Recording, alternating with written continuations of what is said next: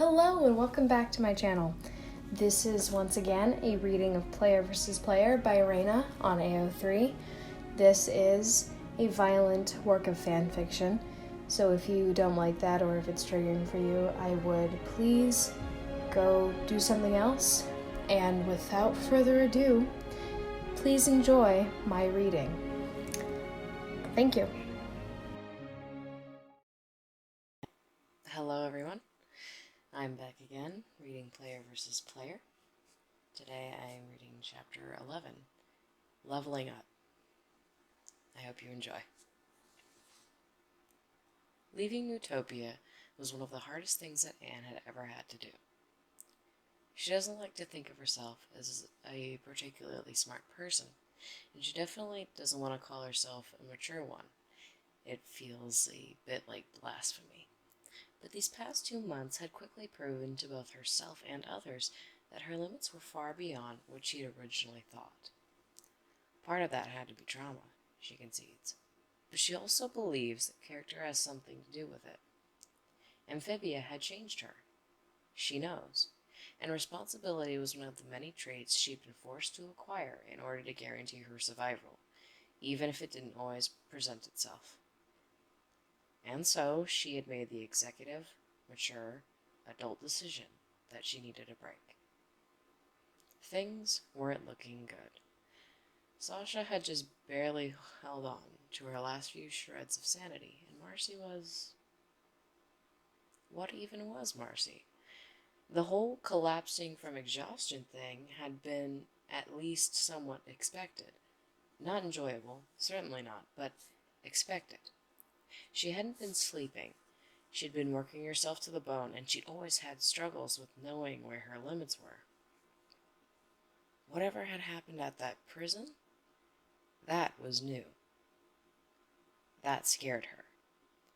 That, actually, was why she had to leave. When King Andreas had summoned her, during those 2 exhausting days that Marcy had been unconscious, and Anne had taken her place in all but official title, and told her of the Calamity Box's properties, as well as their need to both recover it and then transport it to the 3 temples to use it, she'd been apprehensive. Getting all the materials needed for what was bound to be a long and dangerous journey in the middle of a war was already going to be a challenge. Going back to Wartwood and getting the box was going to be an entirely different one. Having the collateral of Sasha wasn't yet a guarantee of Grimes' armistice, and she hadn't even really liked the idea of that. What she'd seen from Sasha when she'd broken into her room still left her shaken. Anne had shelved the idea when Marcy woke up, deciding it'd be better to discuss it after they knew what kind of condition Sasha was in. Then the prison happened. Sasha was so much worse than she'd even imagined. The image of those vacant gray eyes haunted her whenever she thought about it too much. The sunkenness of her cheeks and the way that the bones in her arms poked out. She looked half-starved, and her every word held a gravelly weight to it, like she could see the gallows and was taking her time to taste every word as it left her mouth, savoring something she feared she'd lose. And Marcy wasn't Marcy anymore. Well, she was.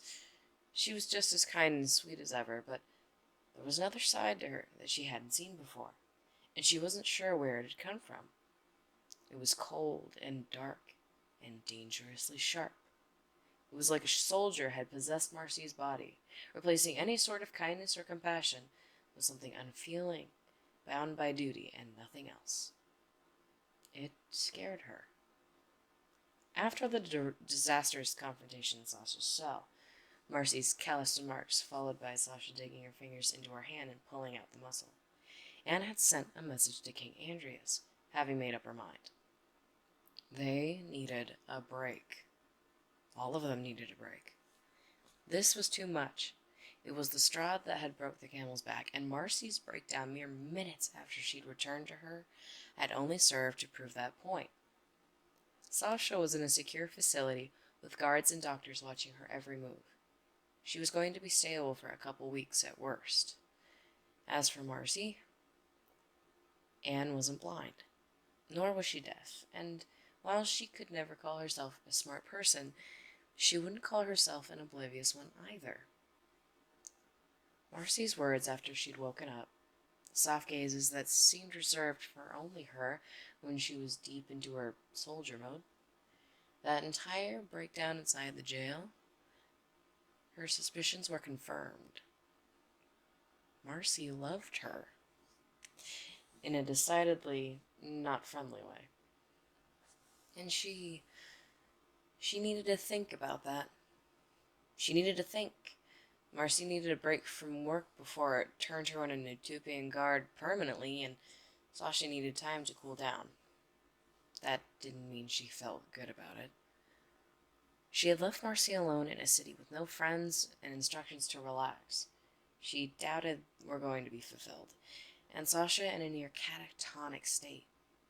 A better person would have stayed. But Anne couldn't be a better person. She was tired. Exhausted was a better word, but still somewhat lacking. It felt as if someone had taken a carving on a knife and removed the insides of her chest, leaving behind a hollow cavern that struggled to even feel the crushing weight resting atop her shoulders. That someone probably had a name, but Anne honestly didn't have it within herself to place any blame. She was so far beyond blame. Did it even matter that Sasha had cut her arm off? Yeah, it had hurt in the moment, and she knew on a logical level she couldn't exactly grow it back, but was it worth it? Was being angry really worth it? It's okay, Sasha, I'm not mad. You're not mad? Was it? You don't get to pity me. I cut off your arm. You don't get to be nice to me. Sasha had betrayed her even before the damn hand had been stolen, and she'd forgiven that. I could have killed you. I could have killed you. Oh, God, I could have killed you. Oh, God. Hadn't she? Make it even. Had she ever really forgiven her for the tower? I told you to make it even. You should have done it. What was there to forgive? She'd attacked her family, nearly killed both Pop and Sprig, and had been furious. She'd been livid. She'd been ready to stand up to Sasha and fight for herself for once, fight for her new family. It hurts. Then the tower fell, and Sasha nearly did too. Any anger she had melted like a dream. She held on to Sasha's hand, promising they'd be okay, and Sasha looked up at her while her feet dangled over open air. In that moment, she'd seen something in her face, something click in her eyes. Maybe you're better off without me. Hadn't she forgiven her then? I was trying to protect you. Did she forgive her now? I could have killed you. You were bleeding to death in my arms, and you cried for her. And then there was Marcy. This isn't worth losing her. But you are? Ever so loyal, ever so lovely, ever so protective. Marcy. If she forgave Sasha, something she wasn't even sure was a question at this point, did she even have to? Could she ever really? What did that mean in regards to her relationship with Marcy? What even was her relationship with Marcy at this point? She didn't know. Regardless, she had left, and at this point, she was going to have to live with that. Some time away would do her good, she was sure, and some time with the planters was sorely needed. Ever since the accident, it seemed harder and harder to find time to spend with them. Part of that was her own fault, she knew, but another part of it was them trying to give her space. Even when she was spending time with them, she could tell they were always watching her, eyes wide and words cautious, walking on eggshells. It was saddening, but not entirely unwarranted. She hoped that this trip would help in that regard, get them back to the place they were before everything went wrong. So far, Not so much. They were only about a day into the trip, but Polly and Sprig were still avoiding her like the plague, trading awkward glances between one another at any given opportunity, and trying their best to offer Anne smiles that were so forced they looked pained. Hop Pop wasn't nearly as bad, but she could tell that he too was struggling with her presence, unsure if he should be treating her like good old Anne or the fragile girl with only one hand. Words traded between the four of them were stilted, and Anne would have been more upset if she could blame them. But how could she? She wouldn't know how to approach her either. Anne? Hop Pop's voice creaks into Anne's spiraling thoughts and wrenches her back to the present with all the gentleness of a sledgehammer. She has to blink several times and shake her head a little to fully readjust to her surroundings. It was a nice day, cloudless and sunny. It was still chilly, but not overly so, and Hop Pop had bundled himself in several blankets and coats to keep the bulk of the chill out. Anne was sure that most of her body heat was also helping to ward off the cold if the feeling of his body pressing into her side was anything to go by. Huh?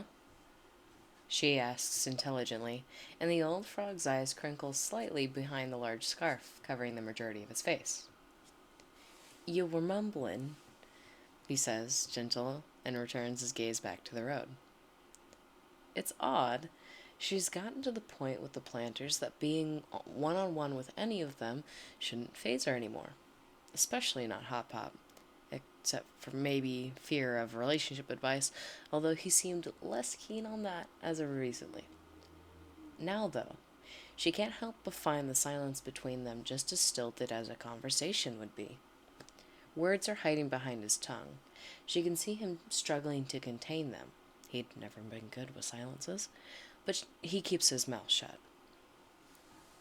She hates it. Hey, Hop Pop. She decides she doesn't want to take it any longer. He seems surprised by this, and not for the first time. She wonders how much of this sudden distance between herself and the planters is her fault. Yes, Anne?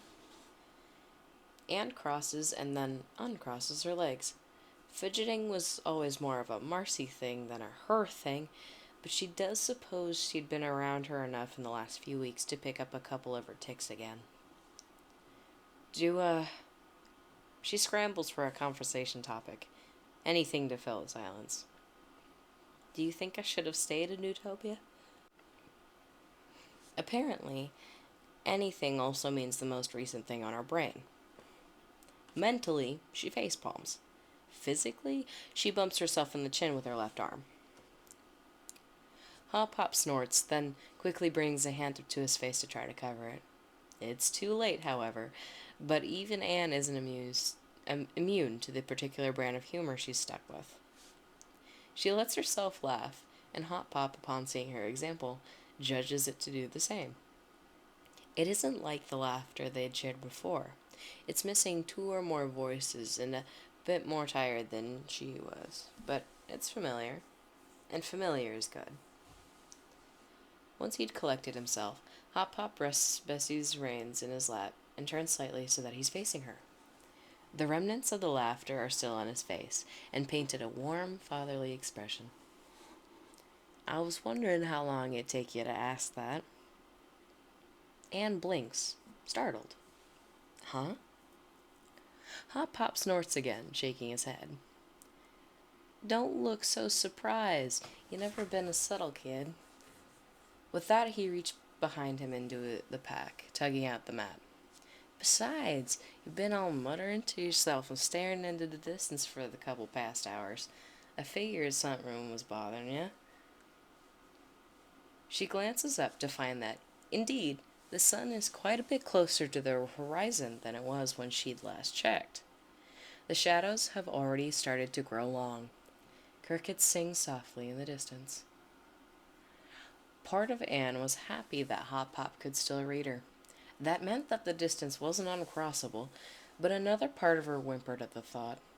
Was she really that bad at hiding her emotions? No, she couldn't be. She'd been keeping herself together fine back in Utopia. That doesn't answer my question, she mutters, trying her best to cover the anxiety rolling in her gut. Some of the color leaches out of Hop Pop's face as his expression grows dark. He sighs, and Anne is sure if he weren't wearing the scarf, it would have been fog. Do you want me to answer it as an objective observer or as your friend? Anne's brows furrow in confusion. Both? He nods, apparently expecting that answer. Well, from an outside perspective, he begins, and what you were muttering about, Sasha needs a source of constant and stable support right now, and Marcy needs someone to be sure she's not overworking herself. Leaving them to try and figure that out on their own could leave lasting consequences. Something drops in Anne's gut. She knew it. She knew she should have stayed. She should go back. She was being stupid and selfish and... But as your friend... Hop Pop breaks into Anne's internal panic attack, eyes never leaving the road. You made the right decision. The weight in her gut disappears in a puff of smoke, leaving Anne confused and still partially hunched over. She settles Hop Pop with her best questioning look, only to receive one weathered by age in return. You're too young for all this, Anne, he says simply. Offense tries its damnedest to rocket up through her throat and spill out in a cry of indignation. Something much smaller and much weaker starts to cry in relief inside of her chest. I don't think age means much anymore, she says instead, and gestures with her left arm half-heartedly. Hop Pop's eyes don't leave her face. How old are humans when they usually have kids, Anne? He says it softly, like he's desperately trying to get her to understand something. Like late 20s, she mutters, still thoroughly confused. Early 30s. Why? And how old are you? Anne feels her brow falling into something akin to a scowl. 13 HP. I've already told you that. I don't think age really matters given the circumstances. A person who isn't ready to have kids shouldn't have to support two other people's well-beings. Hop Pop cuts her off. Oh. The offense in Anne's chest loosens just a bit. I should have stayed. She tries once more, and Hop Pop hums thoughtfully. For them? Maybe, he says. But for you? No, you needed to leave. Anne nods, letting the words wash over her. What do I do then? She asks. When I get back, I mean. The corner of Hop Pop's mouth contorts as he turns back to watch the road. The sun is touching the horizon now. It hasn't disappeared, but it has dimmed to the point where looking at it no longer hurts, painting the sky a brilliant orange hue. Your best, he answers after an extended silence. Anne can't stop herself from scoffing and rolling her eyes. The motion is natural and instinctual and more juvenile than she's felt in a long time. That's helpful, she grumbles. Hop Pop smiles, and she can tell that was the response he wanted from her. And let me tell you a little secret about adulthood. Anne blinks, startled by the sudden shift in conversation topic. Oh? He turns to look at her once again, smile firmly in place. You never stop wondering what the hell you're doing. Anne doesn't know what to say to that. Her expression must be pretty good, though, because Hop Pop quickly breaks into a laugh, and this one's much closer to his usual one. Creaking and croaking with old age and unashamed about it. You can posture and pester all you want, he says once he's regained his breath. But the truth is, there's no difference between adulthood and childhood. He smiles at her, and there's something both tired and gleeful in it. All it is an act. This is as grown up as you're gonna get. And Anne suddenly feels a whole lot more tired. Then, then why I'm saying you're too young for all this? He finishes for her, and she finds herself nodding dumbly. Because you need to enjoy being a kid while you can, and you haven't been letting yourself. His expression sobers, but remains fond. I know you have a lot on your plate right now, but that's the point of this trip, ain't it? He raises his brows questioningly. She nods again, still somewhat lost. The only difference between adulthood and childhood is that in adulthood you have to decide when you can be a kid. In childhood, you just can. His gaze shifts back to the flagon, inside of which Sprig and Polly are continuing one of their hushed bickers that Anne has gotten so used to that she'd almost completely tuned it out. Then he looks back up at her. Let yourself be a kid right now, Anne, he whispers. You can be an adult when we get back. Anne stares at him for a long, long moment. Then she lets the tension leak from her body. A smile manages to worm its way onto her face. Hello everybody, I'm back once again, reading Player versus Player. This is chapter 13, technically chapter 12, and since I will not be reading the in-between, if you want to read that, it is pretty amusing. It's a bunch of transcribed memes and incorrect quotes and of the like. They were pretty good. They were amusing. Anyway, I should get on to the chapter before I bore everyone to death with what I have to say. So, here we go with the next chapter, called Redemption Arc. I hope you enjoy. The metal door scrapes unpleasantly against the concrete as it's pulled open. Sasha doesn't acknowledge the noise, doesn't so much as flinch. It's become familiar over the past several days. Weeks? She doesn't know. She hasn't been counting. She keeps her eyes closed and her back turned, waiting for the clatter of the metal tray to hit the ground and the sound of the last being picked up. The guard will let out a disgruntled sigh when they find the last meal untouched, maybe even make a snarky comment on her being too good for Newtopian cuisine. But nothing comes. There's no clatter, no exhale of breath, not even the sound of shifting feet.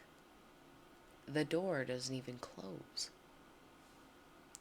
Slowly, Sasha opens her eyes. It hurts. Her eyes burn, they water, and refuse to focus for a sullen 30 seconds that they have her convinced they're not going to focus at all. Then, she swims into view. The sunlight streaming through the bars paints across her chest, showing the lack of Newtopian coral armor like a taunt, a dare. She isn't even wearing her cloak, just fitted trousers and a large shirt tucked into the pants, but still too large to not fall over them somewhat. Her hair is longer than she thought, having grown over the months, and it hangs around her face in a messy, sleep-rumpled halo. Some of the circles beneath her eyes have faded, but not entirely. Her hands are tucked into her pockets, and there isn't a glint of metal in sight. She looks normal. Not like the guardian angel who'd pinned her to a wall and screamed at her to think about the consequences, nor the wrathful soldier glaring at her over Anne's shoulder. No, she looks like the girl who walked home with her from school, going on and on about some video game Sasha couldn't be bothered to learn the name of. She looks like the girl who sat across from her at lunch, fingers never still for longer than a few seconds. She looks like Marcy. If it weren't for the fact she's wearing a long-sleeved white Henley rather than a t-shirt, she could almost imagine she is. Her eyes scan lazily around Sasha's cell. Not that there's much to look at. The room is bright, sunlight painting the monochromatic walls a demented yellow portrait, as it tries its damnedest to shed some light on the entity curled into the farthest corner. Then, slowly, they land on her. She says nothing.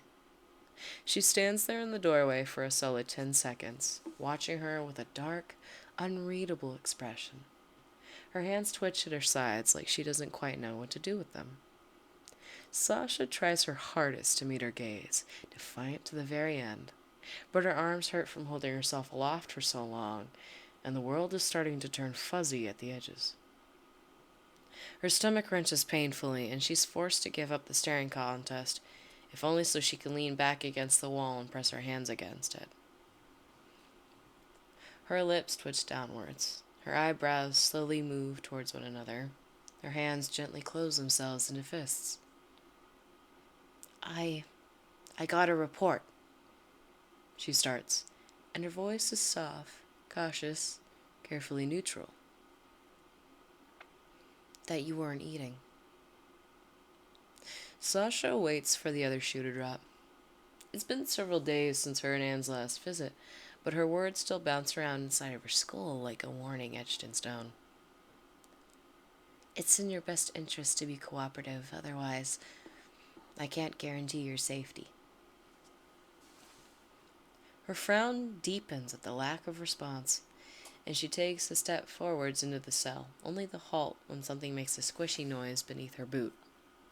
Slowly, she lifts it to find the discarded remains of Sasha's uneaten breakfast sticking to it. A smile twitches at the corners of Sasha's mouth. The motion is so foreign, it startles her, and she claps a hand to her face as if she suspects she'll find a bug there. Her expression flattens considerably as she reaches down to try and brush off the bits of what she assumes is some kind of utopian version of oatmeal. Fortunately, it seems to stick itself more than it sticks to her boot, and so it hits the floor with a comical that managed to actually get a laugh out of Sasha, though it sounds more like a pained wheeze. Her head snaps up, surprise flicking across her features at the noise. Unfortunately, Sasha can't really stop it. The laugh quickly turns into something else. Coughs, maybe?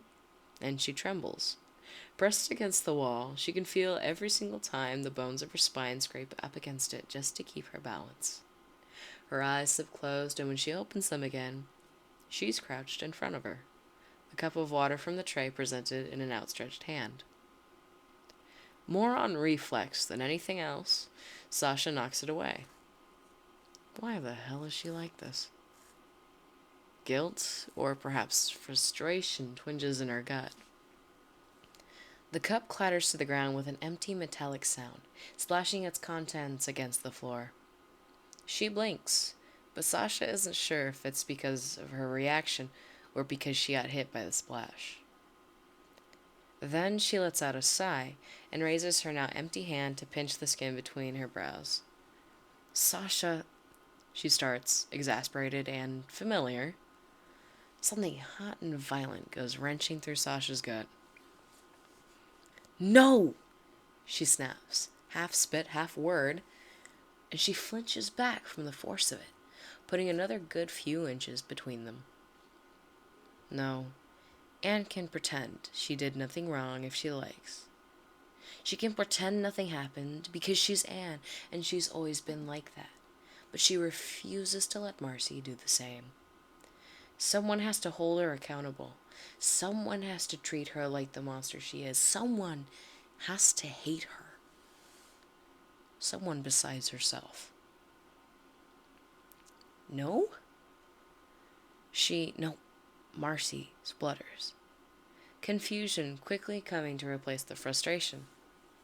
Sasha tries to stand, but her legs buckle the minute she tries to put weight on them. Marcy doesn't have time to react other than a startled squeak. Together, they tumble until she's flat on her back with a shaking, sweaty ball of a girl on top of her, gasping for breath. No! Sasha wheezes, a half-formed protest on her lips, but she doesn't quite have the breath to actually voice it. Marcy's hands come up to rest against her sides, probably to push her away, but stop almost the moment they make contact. Her fingers slot almost perfectly between the ribs. A memory, one that feels more like a dream now more than ever, pushes its way to the forefront of Sasha's mind. An afternoon at the picnic tables behind the school, 3 girls sat atop it rather than the benches beside, a hand pressed against hers, warm-colored fingers towering over her own. "See, I told you she's got, salad finger hands." Another girl's voice teases, only to receive a squawk of indignation in response. The warmth of the hand leaves hers, a flash of raven in the corner of her eye. "Sasha." A voice is speaking. It's close to her ear, but it takes more than a few blinks for her to catch up to what it's saying. It sounds afraid. "When's the last time you ate?" Something warm is beneath her body, gently holding her as she shakes. She springs backward, desperately scrambling to put some distance between her and the warm thing. Her vision swims hazily from side to side in the scuffle. Marcy sits up with her, however, and she thinks she can make out concern in her brows. "Sasha, please." She calls for her, reaches for her. Her fingers ghost over her wrists, on the verge of wrapping around it. Sasha curls herself into a ball. Some unholy shriek between a plea to be left alone and a sob pushes past her teeth. Marcy freezes. For a long, extended moment, that's how they stay. No one moves. Marcy scarcely breathes, and Sasha tries her absolute hardest not to cry. She isn't successful. Crying is a difficult and painful thing to do when you're dehydrated. This is because if your body is focusing on all its water keeping your basic function working, it won't waste it on the tears. Crying is a natural process the body does when it's too full of emotions, and sometimes the tears that are released provide a certain level of relief. It signals the brain to release endorphins and oxytocin to soothe the body. When no tears come out, however, the process does not happen. Sasha cries. Her shoulders shake, her eyes ache, her breath comes in hiccups that shake and shiver and choke. But no tears roll down her face. Her eyes are dry and blurred, with no moisture to be found. Marcy watches, and though Sasha can barely see her, she knows there's dawning understanding in her face. She can feel it in her stilted breath. Then, after a long, empty moment, "You need to eat something." There's no movement. No offered tray or cup, no reaching hands, no forward or backward shuffling. Just words. Then silence. Sasha breathes. It takes her a couple of minutes to respond. "I can't." Another pause, then, slowly, cautiously. "Why?" Just one word, no more, no less. A question, not a demand. Not an order, not a dismissal. Just a question. Why? Sasha doesn't know. Or, well, she does. But the problem is she doesn't know how to articulate it, nor how to fix it. Nor if Marcy would even believe her. Last time she was in here, Marcy had no sympathy for her. As she rightly shouldn't. There's no sympathy to be had for what she's done. "I don't know," is what she replies with, and if she could, she'd pull her knees tighter to her chest. "I can't keep anything down." It's true, at least. Of everything she is, Sasha is not a liar. How long has this been a problem? It's a remarkably clinical response, more like a doctor than a girl she'd once dared to use toothpaste as hair gel. Since... She gestures with her left hand, unwilling to say it. The bandages creak in the motion, and she ignores the twinge of pain. There's a sharp intake of breath. "That was 2 months ago, Sasha." Sasha nods, still hidden between her knees. "It's gotten worse," is the only assurance she has. Silence remains for a long, thoughtful moment. Then Marcy rises to her feet. The heart inside of Sasha's chest doubles in speed, and she finds herself curling tighter around her knees. It's not a rational decision. Most things aren't these days. Sasha doesn't think she's made a rational decision since she entered Amphibia. Marcy's boots click against the stone, and Sasha's eyes press tightly shut, unwilling to see as the shadow is cast over her. As Marcy looms over her and those dark eyes turn a piercing venomous green. The metal door scrapes shut. Wait, what? Slowly and with more effort than she'd care to admit, Sasha uncurls. The cell door is closed, the corridor beyond it empty.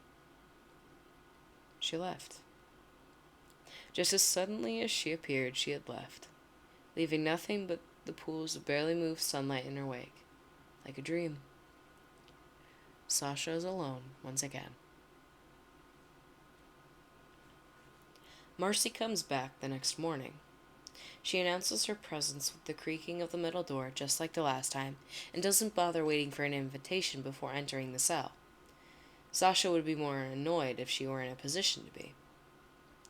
As it is, she just watches from her spot on the floor, the exact same place Marcy left her in the day before.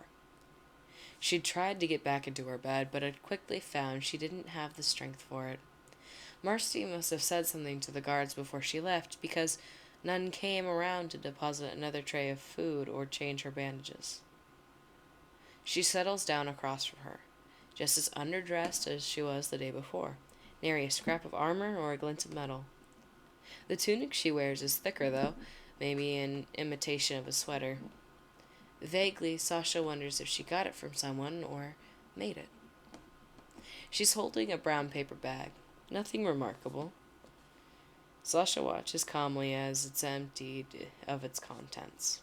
Different variations of bread and crackers, along with a canteen of some kind of liquid. Sasha blinks, confused, and settles Marcy with the expression, hoping for an explanation.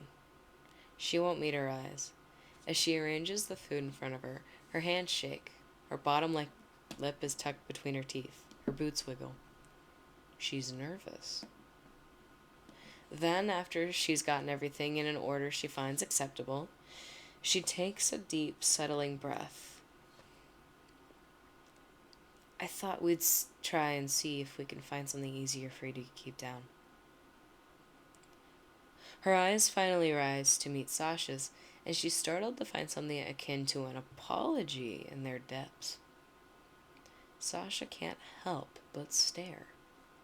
She knows she's in a pitiful condition, knows that she must look like she's on death's door, and she can't even stand on her own.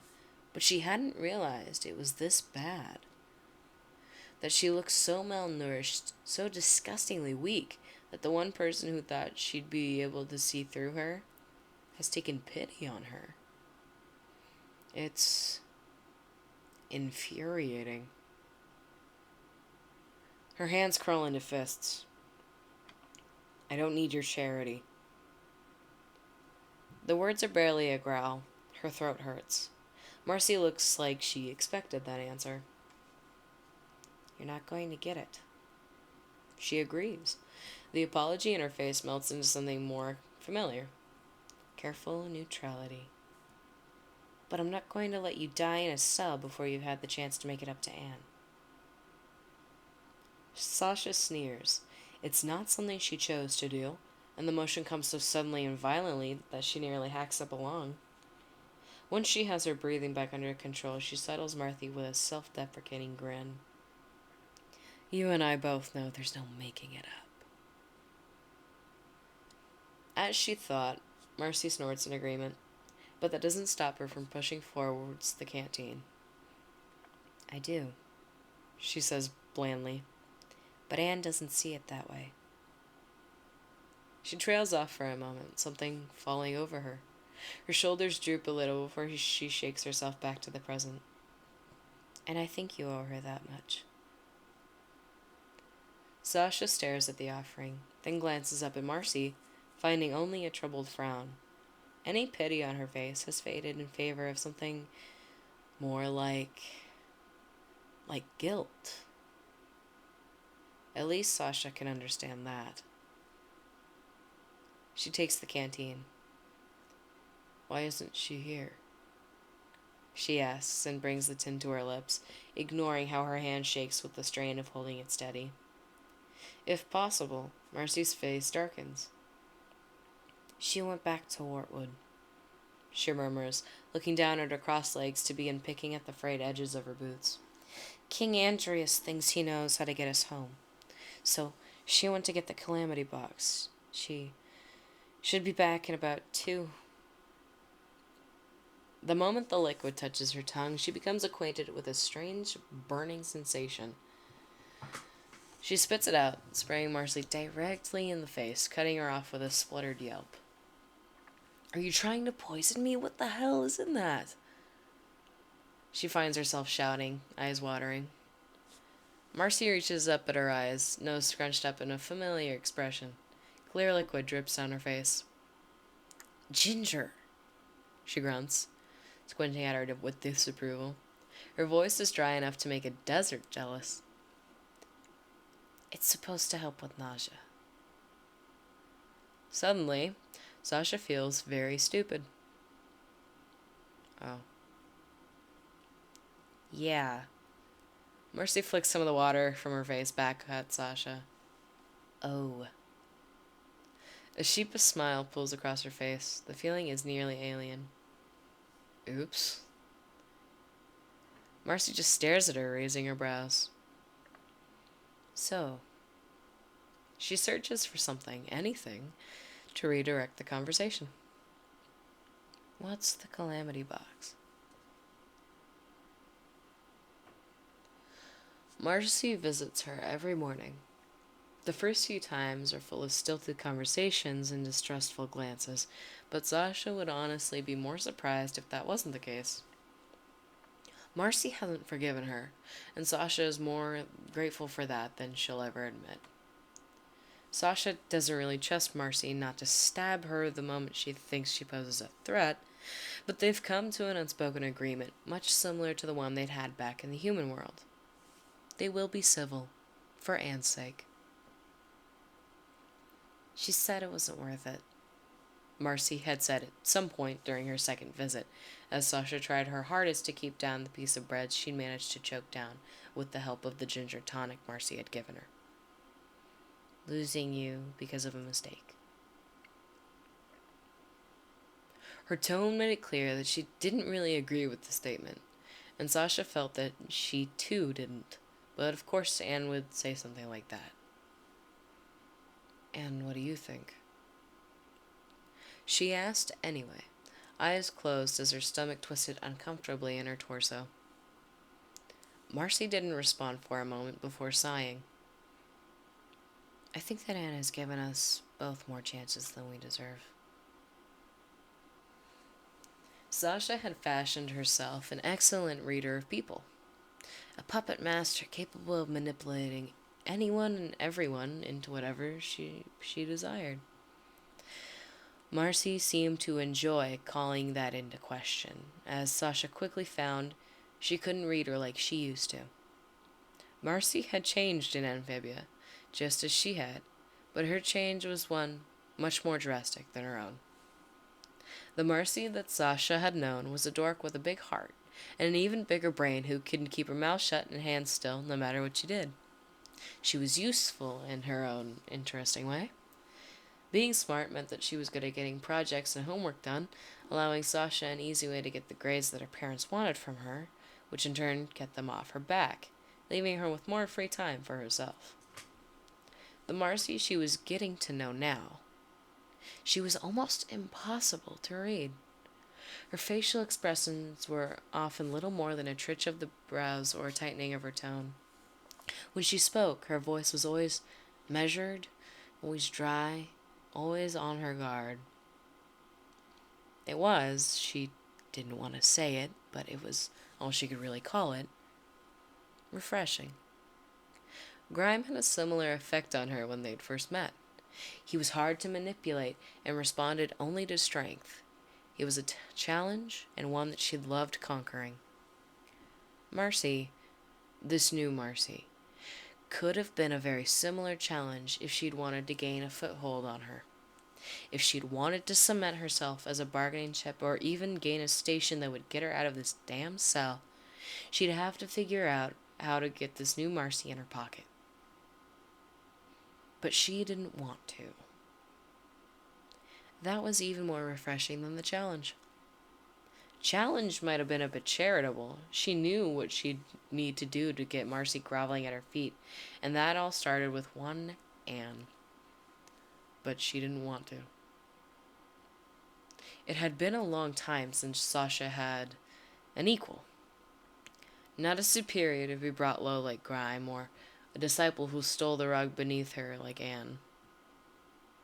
Her and Marcy were a lot more similar than she'd once thought. I thought I was clear in my directions. Marcy had left an hour ago, but her voice still rang through the prison, just as stony and unyielding as it was when she spoke to Sasha. When she'd been in the cell earlier, Marcy had finally asked Sasha what happened to her boots, seeing as she no longer had them, and Sasha had informed her that they'd been confiscated after she decided to use them on a guard who brought her food for target practice.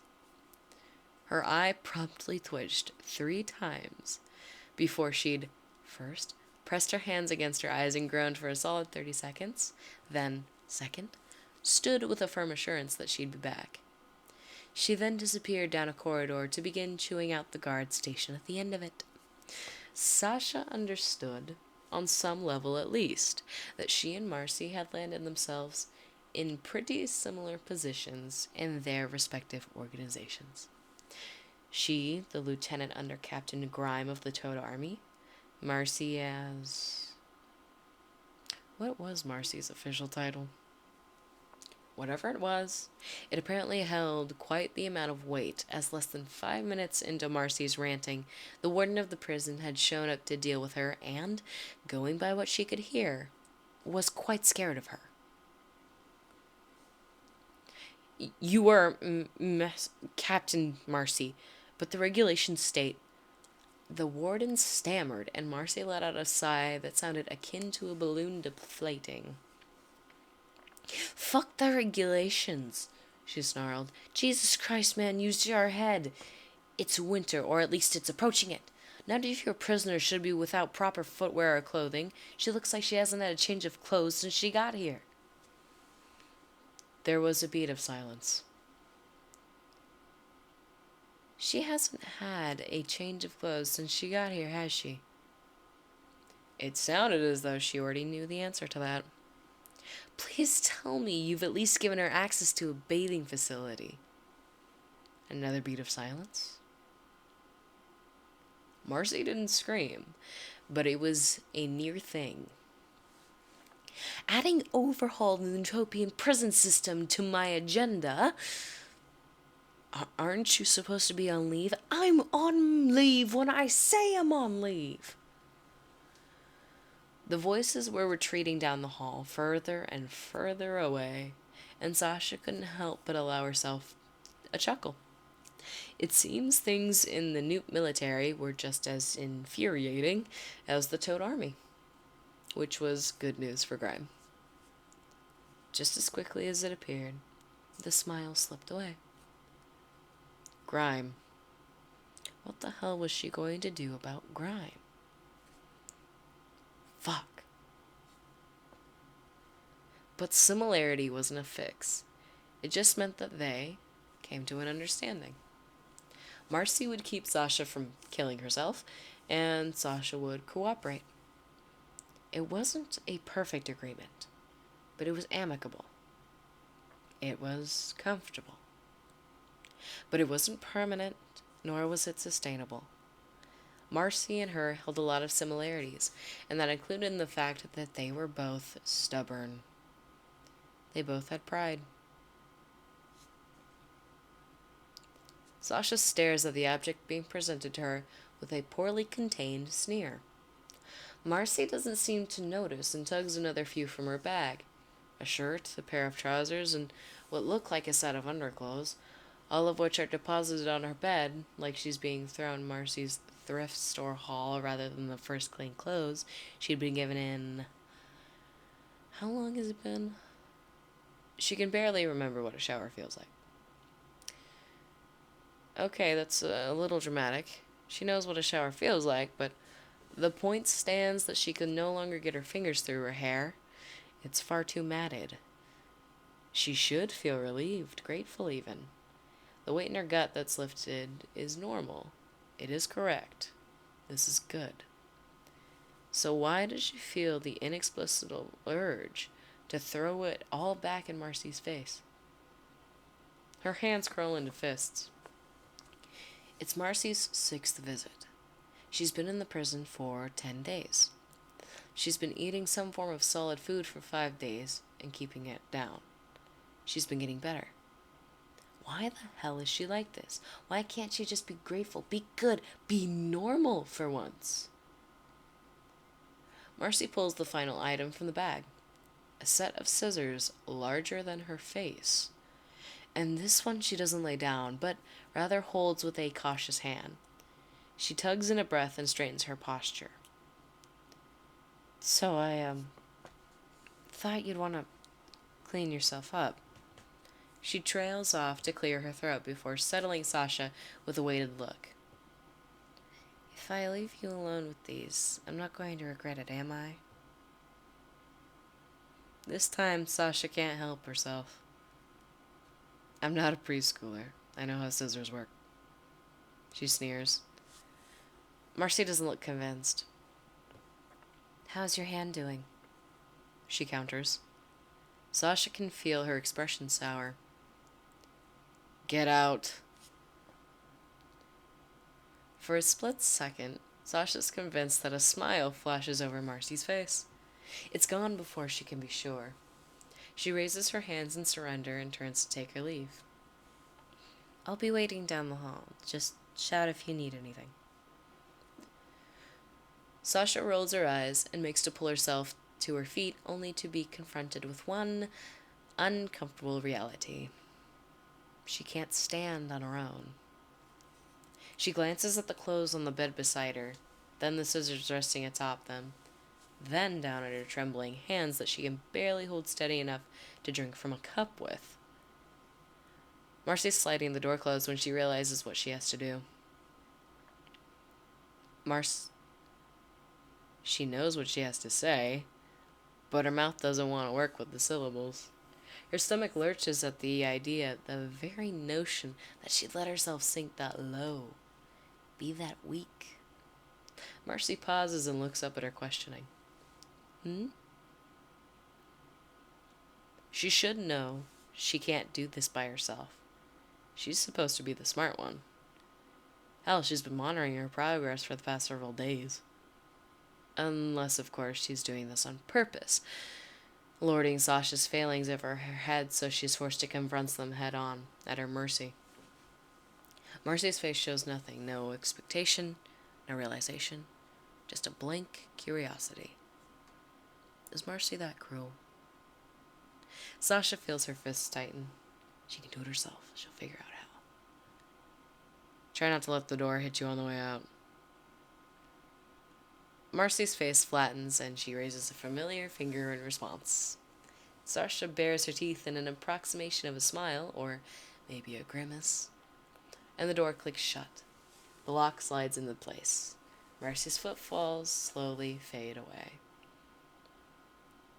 Sasha takes a breath. It takes 10 excruciating minutes to get on the new shirt. It shouldn't be that hard. She doesn't even have to stand for this part. Lifting her arms over her head for extended periods of time, however, quickly proves itself a challenge in its own right. The muscles in her shoulders are sore and weak before she even gets the old shirt off, and by the time the new one is on, she's huffing for breath. Her arms fall to her sides, and she sinks back against the wall with sweat-soaked skin and a wheezing cough. Pants are somehow worse. She manages to make it halfway to a standing position where her legs let out, and she can only assume to be a cry for mercy before she's forced to her knees and nearly expels her lungs for the trouble. Her second attempt yields much the same result, except this time She produces her breakfast as well. It takes a couple of minutes before she tries a third attempt, but at that point she doesn't even make it to her knees, just up on her elbows before a violent pain presents itself behind her eyes, and she has to press her forehead against the stone to try and quell it. She finally resorts to laying on her back and wriggling her way into the trousers. It's not the most dignified way, but by the time she's finished it, she feels like she's run a marathon. But it works, and she'll take whatever victory she can get at this point. Even if said victory is laying in a sweaty, vomit-covered heap on the floor of her cell. So much for clean clothes. Fuck. Just fuck. Tears are welling in her eyes, but she doesn't have the energy to fight them or even pretend to. She just closes her eyes and let herself cry. When Marcy finally comes back to check on her, the sight must be appalling. And again, this is the new normal. Sasha cries now. She cries and she screams and claws and beats up herself, using anything and everything at her disposal because that's what she deserves. She knows it's what she deserves, and sure, she might have had pride at one point. It might even rear its ugly fucking head every once in a while, but it's merely an echo of what she used to have. She knows what she is and what she has done. There is nothing left to be proud of. Marcy comes back in a day later with another change of clothes, washcloth, and a bucket. This time, she doesn't leave, and Sasha doesn't have it in her to voice any sort of protest. She doesn't even have it in her to complain when Marcy takes the washcloth and starts wiping her down. It's humiliating. She's coddling her, cleaning her with gentle hands and quick clinical movements. There isn't even a hint of pity or judgment in her gaze, and Sasha hates it.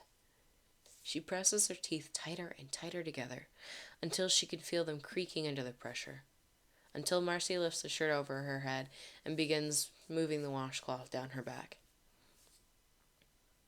It's okay, Sash. I'm not mad. God fucking damn it. Why? Marcy pauses just as she reaches the end of Sasha's left arm. She sucks on her bottom lip for a moment before resuming and begins to unwind the bandages from her hand. Why what? Sasha forces her teeth to come apart lest she shatter them against each other. Why aren't you saying anything? Marcy pulls the bandage from her hand and brings up the washcloth to carefully clean the area around the scabs.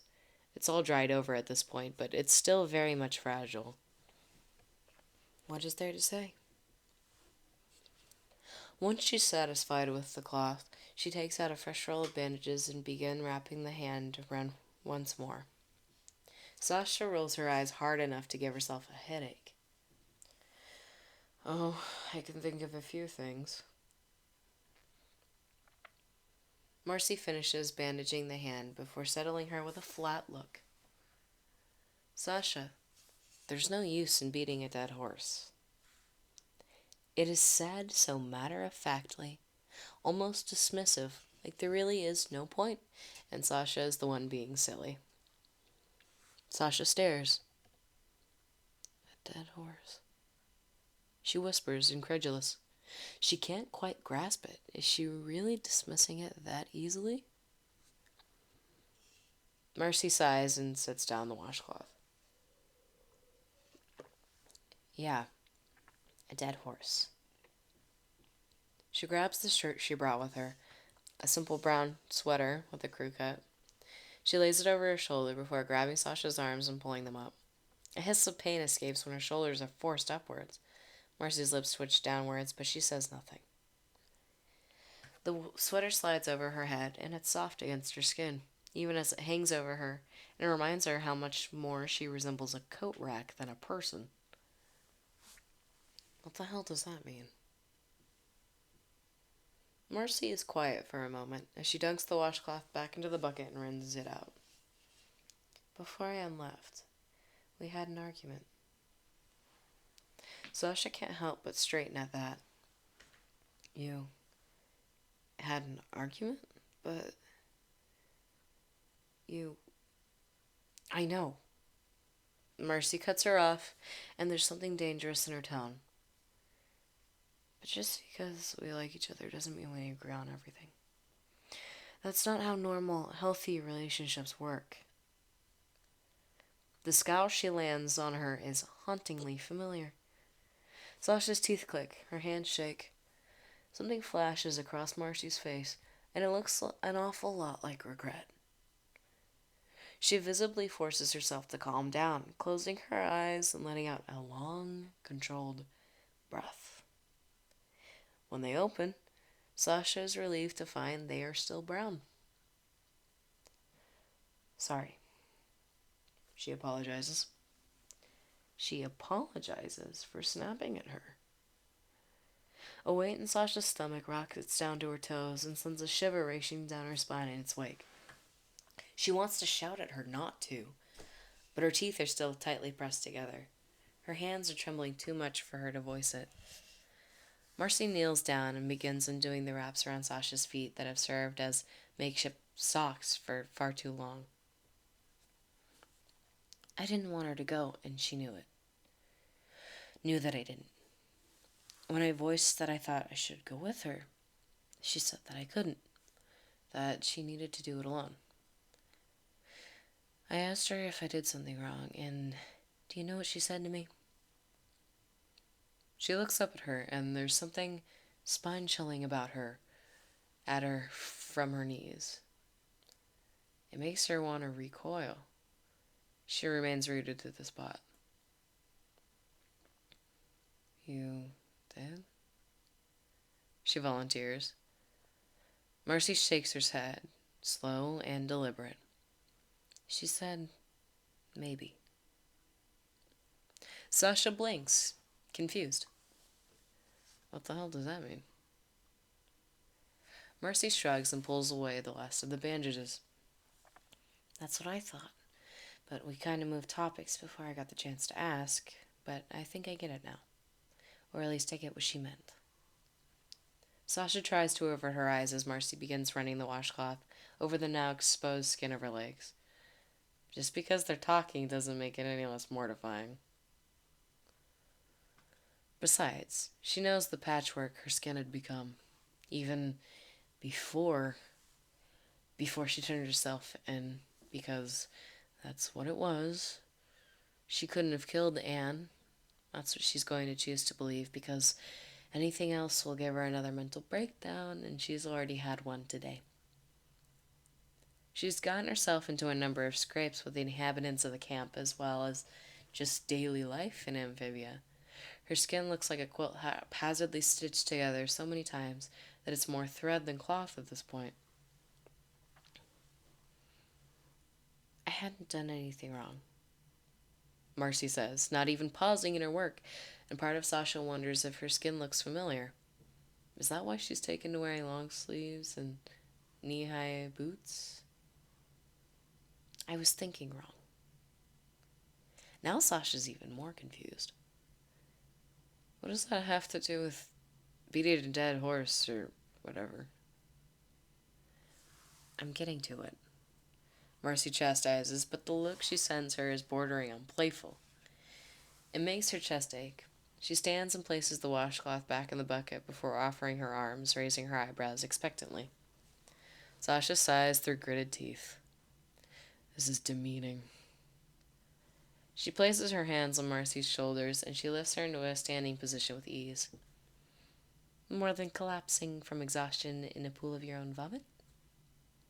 Shut up.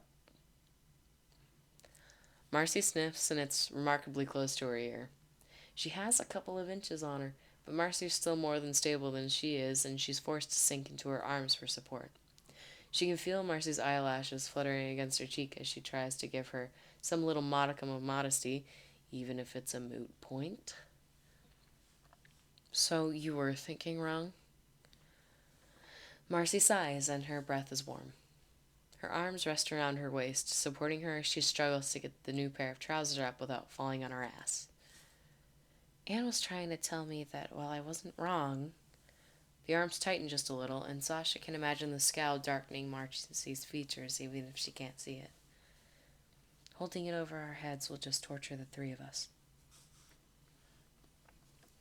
Sasha manages to latch the button closed, and Marcy carefully lowers her back down onto the bed. Besides, you made it abundantly clear you know you did wrong.